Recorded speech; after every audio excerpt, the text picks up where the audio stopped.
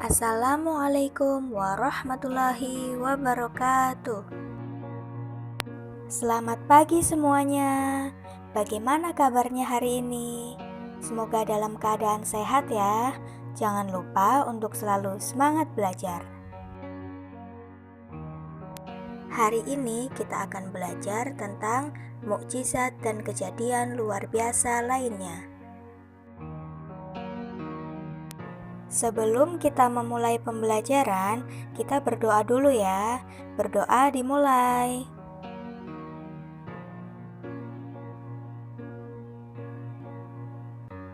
Selesai.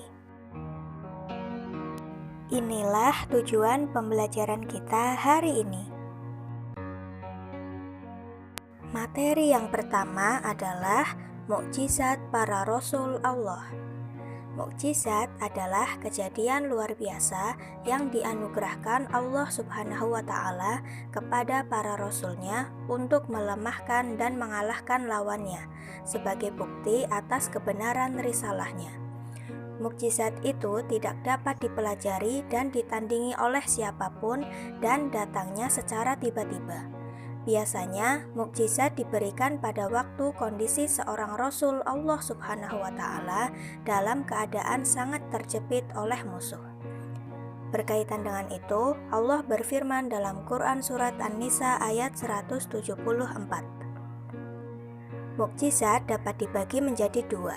Yang pertama adalah mukjizat kauniyah atau mukjizat terbatas, yaitu mukjizat yang tampak dapat ditangkap oleh panca indera, seperti tongkat Nabi Musa alaihi salam yang bisa membelah lautan. Yang kedua adalah mukjizat aqliyah atau mukjizat tidak terbatas, yaitu mukjizat yang hanya dapat dipahami oleh akal pikiran, seperti Al-Quran. Keistimewaannya adalah mukjizat ini akan terus berlaku sepanjang zaman bagi orang-orang yang berpikir. Materi yang kedua adalah kejadian luar biasa selain mukjizat. Selain mukjizat, ada pula kejadian-kejadian luar biasa yang Allah berikan kepada hamba-hambanya yang Dia kehendaki. Adapun kejadian yang luar biasa itu terbagi menjadi 3 macam. Yang pertama, karomah. Karomah adalah kejadian luar biasa yang dianugerahkan oleh Allah kepada hamba-hambanya yang soleh dan taat kepadanya. Orang yang soleh dan taat kepada Allah itu dinamakan wali Allah.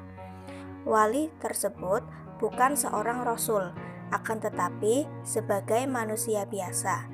Namun karena ketaatannya, mereka memperoleh gelar atau sebutan wali Allah Subhanahu wa Ta'ala.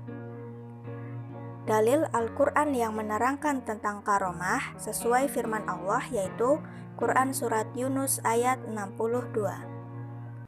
Oleh karena wali-wali Allah itu begitu taatnya kepada Allah, sehingga wali itu sangat dekat sekali kepada Allah.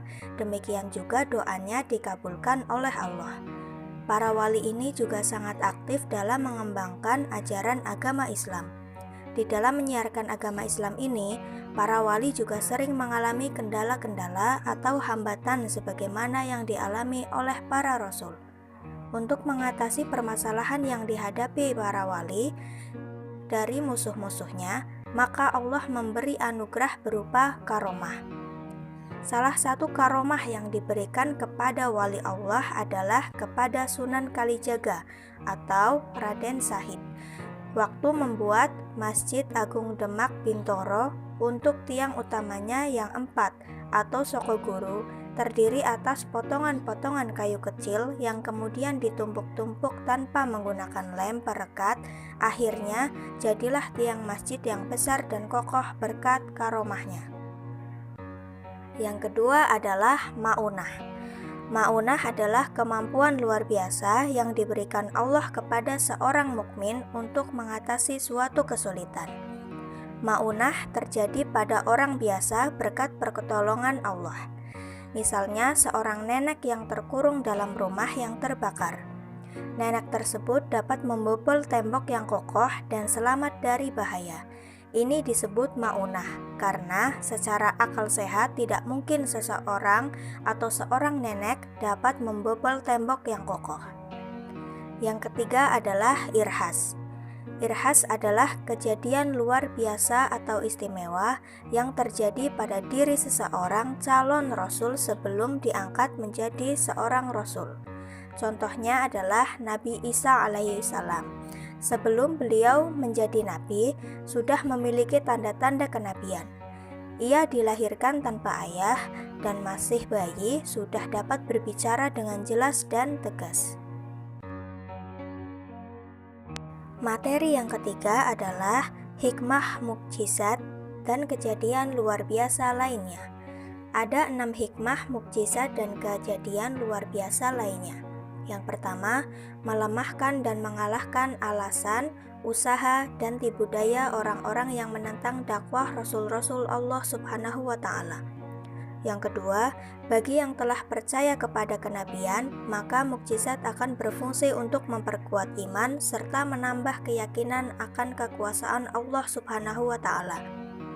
Yang ketiga, membuktikan kebenaran Rasul yang diutus Allah dan ajaran-ajarannya. 4. Mempertebal iman kepada Allah Subhanahu wa Ta'ala. Yang kelima, mendekatkan diri kepada Allah Subhanahu wa Ta'ala. Dan yang keenam, tidak takut akan kesulitan karena yakin Allah selalu memberikan pertolongan kepada hambanya yang beriman dan bertakwa. Itulah materi pembelajaran kita hari ini. Dan ini kesimpulan materinya. Nah, selesai sudah pembelajaran kita hari ini. Semoga dapat bermanfaat dan dapat kita terapkan dalam kehidupan sehari-hari. Untuk mengakhiri pembelajaran, kita berdoa dulu ya. Berdoa dimulai. Selesai. Saya akhiri. Wassalamualaikum warahmatullahi wabarakatuh.